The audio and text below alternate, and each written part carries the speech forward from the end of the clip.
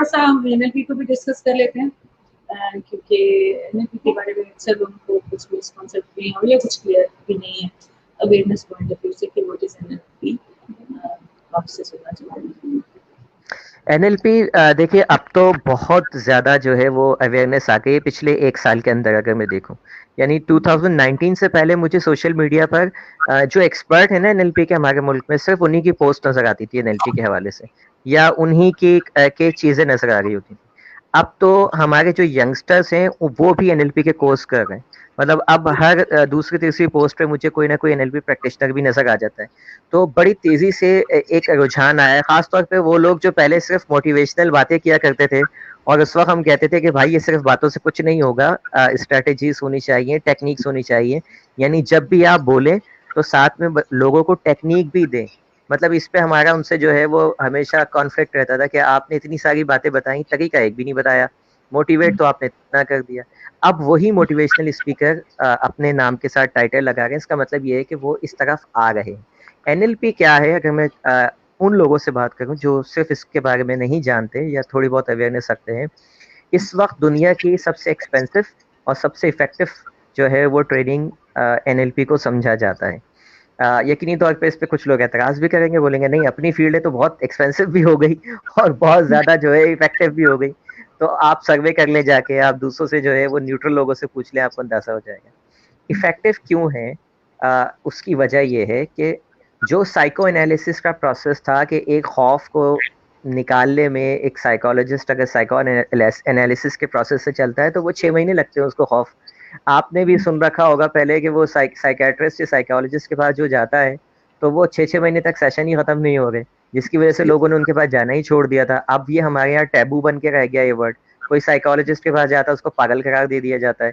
उसकी वजह ये है कि वो चक्कर इतने लगवाते थे। तो मैं कहीं पे भी साइकोलॉजिस्ट को जो है वो डिग्रेड नहीं कर रहा, लेकिन बहरहाल ये फैक्ट्स है। एनएलपी इतनी इफेक्टिव इसलिए है कि वही खौफ जो 6 महीने में खत्म होता था, अब वो एनएलपी 10 से 20 मिनट के अंदर खत्म कर देती है, मतलब 10 to 20 मिनट। मैं जब काउंसलिंग करता हूँ मुझे नहीं याद पड़ता है कि मेरा सेशन कोई 4 से आगे गया हो। 4 सेशन, 5वां सेशन मैंने अब तक 7 सालों में नहीं लिया। और जो मेरे उस्ताद हैं, मेरे एक्सपर्ट्स हैं, वो तो एक सेशन के अंदर ही ट्रीट कर देते हैं। ऑब्वियसली मुझे महारत आने में टाइम लगेगा, मैंने अभी अपना करियर इस पे आगाज ही किया है, लेकिन इसमें भी अल्हम्दुलिल्लाह 4 सेशन से ज्यादा कोई सेशन जो है कभी लेने की जरूरत ही नहीं पड़ी। अच्छा 3-4 सेशन, 2 सेशन के अंदर जब बंदा ठीक होता है तो फिर वो कहता है कि वाकई ये इफेक्टिवनेस है कि भाई 6-6 महीने हमें नहीं आना पड़ा। और इसमें हर तरह के क्लाइंट ट्रीट हुए हैं 4 सेशंस के अंदर, जो सीवियर थे वो भी और जो नॉर्मल जो अपने आप को बहुत डिप्रेस समझते थे वो भी 1-1, 2-2 सेशन के अंदर ठीक होकर चले आते। उसकी वजह क्या है कि एनएलपी आपके फौरी तौर पे परसेप्शन को इस तरह चेंज करती है कि एनएलपी का एक खास तरीके का ये है कि एक तो ये कंटेंट लेस थेरेपी होती है। मतलब इसमें आपको बहुत ज्यादा डिटेल बताने की जरूरत नहीं है। हम आपसे ये नहीं पूछते किसी से कि भाई आपके साथ मसला क्या है। हम पहला सवाल ये करते हैं कि आप जो है वो चाहते क्या है। मतलब मसले को छोड़ दें, चाहते क्या है। जो चाहते हैं वो आपको मिल जाएगा, जो इसके मसले हैं वो आप साथ अपने वापस ले जा सकते हैं, उसमें हमें इंटरेस्ट भी नहीं है। तो पहला सवाल ही स्टार्ट यहाँ से किया जाता है कि रीजंस छोड़िए, कॉजेज छोड़िए, ये बताइए what do you exactly want. और फिर उस हिसाब से उस शख्स के माइंड को प्रोग्राम कर दिया जाता है, जिसकी वजह से इसमें टाइम भी बचता है और इंस्टेंटली जो है इसके रिजल्ट भी प्रोड्यूस होते हैं। फिर एनएलपी के अगर कोर प्रिंसिपल उठा के देखें तो उसके प्रिंसिपल ही इतने जबरदस्त है, उसके बिलीफ इतने जबरदस्त है कि खाली उसके प्रिंसिपल को ही कोई अपना ले बंदा तो उसकी लाइफ आधी ट्रैक पे आ जाती है। मिसाल के तौर पे एनएलपी का एक प्रिंसिपल ये कहता है कि हम अपनी जिंदगी में जितने भी तब्दीलियां चाहते हैं, रिसोर्सेज चाहते हैं, all the resources we already have. मतलब जिंदगी में हर शख्स अपने साथ अपनी जिंदगी के तमाम तर रिसोर्सेज के साथ पैदा होता है। कुरान पाक में भी अल्लाह ताला ने यही फरमाया है कि अल्लामल इंसान मा लम यअलम, हमने इंसान को सिखा दिए वो तमाम तर उलूम जो वो नहीं जानता था। यानी तब्दीली के तमाम रिसोर्सेस हमारे अंदर है। एक बात तो समझ में आ गई कि तब्दीली बाहर से नहीं आएगी, अब तब्दीली अंदर से ही आएगी। जब आप ये सोच लेते हैं, इस पहले प्रिंसिपल को ही अमल कर लेते हैं, तो सबसे पहला काम क्या होता है कि आप रिस्पॉन्सिबिलिटी लेना शुरू कर देते हैं। आपको जब ये पता चल जाता है कि भाई तब्दीली सिर्फ मेरे अंदर से ही आनी है, जिस दिन मैं तब्दील होऊंगा उस दिन सारी दुनिया तब्दील हो जाएगी, तो फिर आप सेंस ऑफ रिस्पॉन्सिबिलिटी के मॉडल पर आ जाते हैं। इस मॉडल पे अगर कोई आ जाए तो उसकी ज़िंदगी वैसे ही आधी ट्रैक पे आ जाती है। हमारी ज़िंदगी में ज़्यादातर प्रॉब्लम्स होती ही इस वजह से हैं कि हम अपने सिवा दूसरों को अपनी जो है वो मसाइल का ज़िम्मेदार समझते हैं। किसी से भी सवाल कीजिए कि आपकी ज़िंदगी में परेशानियाँ क्या है, वो कभी भी ये नहीं बोलेगा कि मेरी ज़िंदगी में परेशानियाँ मेरी अपनी वजह से। 90% लोग बोलेंगे कि हालात सही नहीं है, वाक़यात सही नहीं है, हुकूमत सही नहीं है, मेरे तो किस्मत ही सही नहीं है, ग़ुरबत है और ये वगैरह-वगैरह। मतलब वो ये समझते हैं कि हमारे जितने मसाइल हैं, उसका हल कहीं बाहर की दुनिया में। तो एनएलपी का पहला प्रेसपोज़िशन ही ये बता देता है कि भाई तब्दीली आपके अंदर से आनी है। फिर एनएलपी ये बताती है कि जो शख्स तब्दीली अ, खुद से लाना चाहता है, सिर्फ वो तब्दील हो सकता है बस। और अगर आप कोई शख्स तब्दीली नहीं लाना चाहता, दुनिया का कोई इंसान उसको तब्दील कर ही नहीं सकता। तो अगेन अगर आपका ये प्रिंसिपल बन गया है, बिलीव बन गया है, तो आप ये समझ लेंगे कि भाई मैं ही जिम्मेदार हूँ। फिर एनएलपी का दूसरा प्रेसपोजिशन के ऊपर बात कर ली जाए, अगर स्ट्रॉन्ग प्रेसपोजिशन है, आप देखें कि हमारी दुनिया में सबसे ज्यादा मसाइल हमारी जिंदगी में, वो मसाइल हमारी गुफ्तगू की वजह से होते हैं। Every problem is a communication problem. चाहे आपकी रिलेशनशिप के अंदर मसाइल हो, चाहे आपके घर में मसाइल हो, चाहे आपके जो है वो कंपनी के अंदर आपके बॉस के साथ मसाइल हो, सारी मसाइल की अगर जड़ आप पकड़ते हैं, तो वो जड़ जो है वो क्या है, वो है एवरी प्रॉब्लम, कम्युनिकेशन जो है वो प्रॉब्लम होती है। इसके अलावा जो है वो कोई प्रॉब्लम नहीं होती। मतलब रूट कॉज पे जाएंगे तो पता चलेगा कि भाई गुफ्तगू की वजह से। एनएलपी ये बात कहती है कि जो भी आप कम्युनिकेट करते हैं, उसकी सारी की सारी जिम्मेदारी आपके ऊपर होती है और किसी के ऊपर वो जिम्मेदारी नहीं होती। तो एनएलपी कह ये रही है कि भाई जो भी कम्युनिकेट कर रहे हैं आप, उसके जिम्मेदार आप हैं। मतलब एक पुराना मॉडल हमने पढ़ा था जब मैं बिजनेस जो है वो एडमिनिस्ट्रेशन कर रहा था, मुझे याद है अच्छी तरह से, बीबीए की क्लास होती थी हमारी, तो हमारे टीचर आके बताते थे कि communication is a two way process. Communication two way process है और इसको जो है वो आ, एक 50% जो है वो जिम्मेदारी लिसनर की है और 50% जिम्मेदारी जो है वो स्पीकर की है। और ये एनएलपी कहती है कि नहीं, ऐसा कुछ भी नहीं है भाई, लिसनर की कोई जिम्मेदारी नहीं है। मतलब अगर मैं अभी आपको कम्युनिकेट नहीं कर पा रहा अपने मैसेज को और आपको मेरी बात समझ में नहीं आ रही, तो सारी जिम्मेदारी मेरे ऊपर है, किसी और की कोई जिम्मेदारी नहीं है। जब मैं ऐसा बिलीव बनाऊंगा तो इसका मतलब ये है कि इम्प्रूवमेंट अगर लानी है तो वो इम्प्रूवमेंट मैं अपने अंदर लेके आऊंगा। और जब मैं ये सोचूंगा कि मुझे अपने आप को इम्प्रूव करना है, तो फिर मेरे पास मजीद ऑप्शंस आएंगे बेहतर गुफ्तगू करने के।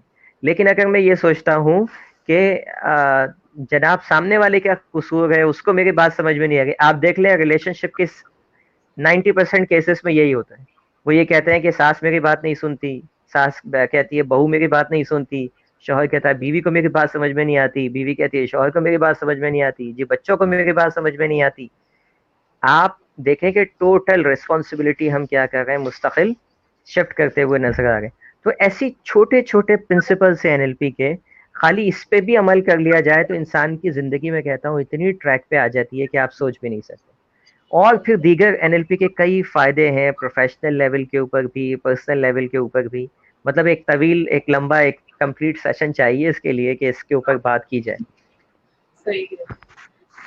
इस एनएलपी के थ्रू हम किस तरह से अपने लाइफ को पर्पसफुल बना सकते हैं या राइट डायरेक्शन पे जा सकते हैं? जैसे कि माशाल्लाह देखिए एनएल आपने मेंटोर्स के थ्रू आपको मिल गई बहुत जल्दी अर्ली एज में डायरेक्शन, तो बाकी पेशेंट सुन रहे हैं उनके लिए किस तरह से राइट इन देखिए स्टेप्स? एनएलपी के बड़े, हाँ एनएलपी जो है वो, इसकी जो सबसे अच्छी बात है ना, वो ये बात है कि ये सिर्फ मोटिवेशनल जो है मोटिवेशनली लोगों को इंस्पायर नहीं करती, ये स्ट्रेटजी बताती है। मतलब जो भी कुछ काम आप हासिल करना चाहते हैं, वो ये बताती है कि इसकी स्ट्रेटजी क्या है। मतलब ये बताती है कि अगर आप गम में है ना, तो गम में आप एकदम से नहीं आ गए, इसके लिए कोई ना कोई स्ट्रेटजी होगी। अगर आप खुश हैं तो खुशी एकदम से नहीं आ गई, कोई ना कोई आपने हिकमत अपनी अमली अपनाई होगी जिसके जरिए आप आए होंगे। बिल्कुल इसी तरीके से एनएलपी आपकी हर गोल सेटिंग के हवाले से, जो भी कुछ आप हासिल करना चाहते हैं, यंगस्टर्स अगर खास तौर पे अपने गोल्स बनाना चाहते हैं, तो एनएलपी उनको स्टेप बाय स्टेप गाइड करती है कि आपने कैसे जो है वो इसको अचीव करना है, क्या स्ट्रेटजीज के साथ जाना है। एनएलपी ये कहती है कि दुनिया में हर चीज 2 मरतबा कंस्ट्रक्ट की जाती है, एक मरतबा आपके मेंटल वर्ल्ड में, दूसरी मरतबा आपकी फिजिकल वर्ल्ड में। यानी जिस चेयर पे हम और आप बैठे हुए हैं ये कभी किसी का ख्याल था, किसी के यहाँ था, उसने फिर इसको वो मेंटल वर्ल्ड से फिजिकल वर्ल्ड में लेके आए। तो अगर यहाँ से आप सही तरह से उसको विजुअलाइज कर लें, यहाँ से मेंटल मूवी के अंदर आप उसको हासिल कर लें, अपने लाशऊर शऊर को दिखाइए कि आप कोई चीज हासिल कर चुके हैं, तो फिर आपका लाशऊर लग जाता है उसके हुसूल के लिए, और फिर आपको वो फिजिकल वर्ल्ड में भी हासिल करवा के रहता है। लेकिन अगर आपके यहाँ पे कोई इमेज ही नहीं है, क्योंकि हमारा माइंड जो है इमेजेस पे काम करता है, अगर इमेज नहीं है, फॉर एग्जाम्पल कोई भी चीज, आप कोई भी एक अल्फाज भी कहते हैं तो उसकी इमेज बनती है। मैं आपसे कहूँ मैंगो, तो आपके जहन में MANGO नहीं आ रहा होगा, बल्कि एक मैंगो की इमेज आ रही है। तो हमारा माइंड क्या करता है, इमेजेस पे काम करता है। एनएलपी क्या करती है, नौजवानों में खास तौर पे डायरेक्टली ऐसी पावरफुल इमेजेस इंस्टॉल करती है कि जो उनके बेसिकली हदफ होते हैं। और फिर क्या होता है कि हमारे साथ मसले क्या है कि हमारे जहन में इमेजेस होती हैं लेकिन नेगेटिव होती हैं। जब हम मुस्तकबिल के बारे में सोचते हैं तो मुस्तकबिल के इमेजेस बड़ी ब्लर होती हैं, नेगेटिव सेल्फ होती हैं, मसाइल से भरी हुई होती है। ठीक है। फिर इसी के साथ जो है वो सेल्फ टॉक आपकी बहुत नेगेटिव होती है। दुनिया में हम सबसे ज्यादा अगर किसी से गुफ्तगू करते हैं तो वो अपने आप से करते हैं। सारा दिन आप अपने आप से गुफ्तगू करते रहते हैं। आपकी गुफ्तगू की जो क्वालिटी है, मतलब जिस क्वालिटी की गुफ्तगू आप अपने माइंड से कर रहे हैं, उतनी ही क्वालिटी आपकी लाइफ में होगी। अगर आप सारा दिन ये कहते हैं कि यूनिवर्सिटी जाना मुश्किल हो गया है, पढ़ना मुश्किल हो गया है, ये सेमेस्टर मुश्किल हो गया है, पता नहीं है डिग्री हासिल करने के बाद मैं कुछ कर पाऊंगा नहीं कर पाऊंगा। अच्छा, जरूरी नहीं है कि यूनिवर्सिटी गोइंग कोई अगर नहीं भी पढ़ता लिखता, उसकी जिंदगी में वो भी अपने आप से ऐसी नेगेटिव बात करता रहता है। जॉब कर रहा है फॉर एग्जाम्पल, क्या रोजाना जॉब पे जाना, रोजाना बॉस की बातें सुनना, अपने बारे में जितना नेगेटिव सेल्फ टॉक आप अपने आप से करते रहेंगे, आपका माइंड उतना नेगेटिव होता जाएगा। जितना मनफी सोचेंगे आप, उतने ही मनफी थॉट पैटर्न्स आपके जो है वो डेवलप होंगे। थॉट पैटर्न क्या होते हैं, सोचने का एक खास अंदाज। आपने देखा होगा कि कुछ लोगों का माइंडसेट बहुत ज्यादा नेगेटिव होता है। वो नेगेटिव माइंडसेट एकदम में नहीं बन जाता, वो कोई नेचुरल नहीं होता कि पैदाइशी वो ऐसे ही पैदा हुआ था। वो माइंडसेट बनता कैसे है, वो मुस्तकिल मनफी सोच की वजह से बनता है। तो आप यंगस्टर्स हैं, आप अभी अपना करियर बना रहे हैं, तो अपनी सोच के ऊपर जो है वो काबू पा लें। देखिए, कोई भी हमारी जिंदगी में डेली बेसिस पर 70,000 से ज्यादा ख्यालात हमें आते हैं चले जाते हैं। नेगेटिव भी होते हैं, पॉजिटिव भी होते हैं, इससे कोई फर्क नहीं पड़ता कि पॉजिटिव है या नेगेटिव है। ख्याल आएगा चला जाएगा, पॉजिटिव होगा वो भी चला जाएगा, नेगेटिव होगा वो भी चला जाएगा। प्रॉब्लम ये होता है जब आप उस ख्याल को पकड़ के बैठ जाते हैं, किसी भी एक ख्याल को पकड़ के बैठ जाते हैं। फॉर एग्जाम्पल, यही ख्याल कर लिया आपने कि मेरा मैनेजर जो है ना मुझसे नफरत करता है, वो मेरा जो है ना प्रमोशन नहीं करना चाहता, मुझे आगे नहीं बढ़ते देखना चाहता। अब अगर ये ख्याल था, आता चला जाता, लेकिन आप इसको पकड़ के बैठ गए, तो फिर इसका मतलब ये है कि अब आपकी प्रोडक्टिविटी डाउन होना शुरू हो जाएगी, आप नेगेटिव होते चले जाएंगे। जब आप इसके ऊपर कॉन्स्टेंटली सोचेंगे तो ख्याल हकीकत का रूप धार लेता है। एनएलपी बताती है your perception becomes your projection and your projection becomes your reality. यानी जो भी परसेप्शन, जो भी ख्याल आपके जहन में आ रहा है, after some times it becomes your projection. Projection से मतलब ये होता है कि जैसे ही कोई ख्याल आता है आप उसको रोक के बैठते हैं, आहिस्ता आहिस्ता आप उसके बारे में तस्करा करने लग जाते हैं। यानी अब वो जहन से आपकी जबान पे आ जाता है।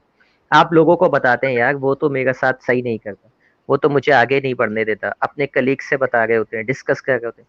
This is called projection. अब आपने इस ख्याल की प्रोजेक्शन स्टार्ट कर दी, और जैसे ही इसकी प्रोजेक्शन स्टार्ट होती है, after some times it becomes your reality. आपका माइंड इसको रियलिटी मान लेता है, भले से ये आपका एक नेगेटिव ख्याल था।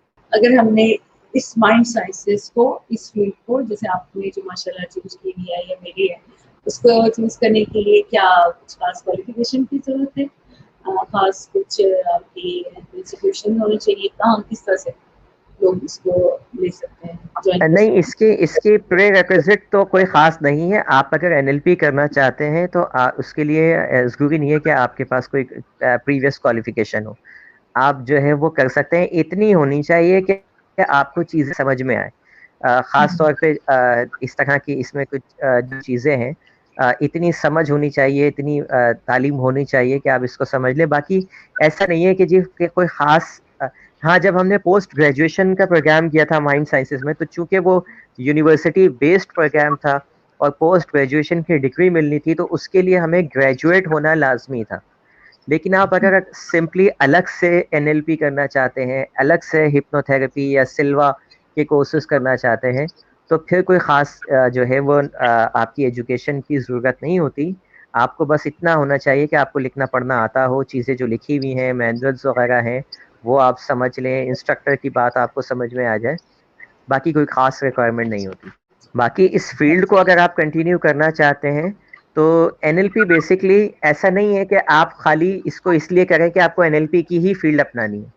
एनएलपी एक टूल है, इसको आप दुनिया की किसी भी फ़ील्ड के अंदर अप्लाई कर सकते हैं। यूँ समझ लीजिए कि ये एक पर्सनल डेवलपमेंट कोर्स है, और चाहे आप डॉक्टर हों, चाहे आप इंजीनियर हो, स्पोर्ट्स में इतनी जो है वो ज़बरदस्त इसकी जो है वो इफ़ेक्टिवनेस है। ऑस्ट्रेलिया की टीम आपने देखा होगा कि वो अचानक से जो है उभरी और कहाँ से कहाँ पहुँची और आज दुनिया की नंबर 1 टीम के अंदर शुमार होती है।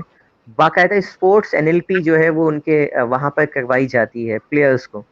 अमेरिका वगैरह में, ऑस्ट्रेलिया वगैरह वगैरह में एनएलपी को कंपल्सरी कॉलेज में सब्जेक्ट करार दे दिया है। मतलब हमारे यहाँ तो हम तो जो है वो कंपल्सरी सब्जेक्ट की बात करते हैं जब, तो बड़े अजीब से सब्जेक्ट हमारे पास आ जाते हैं। लेकिन वहाँ पर इस तरह के कोर्सेज को जो है वो इंट्रोड्यूस करवाया गया है।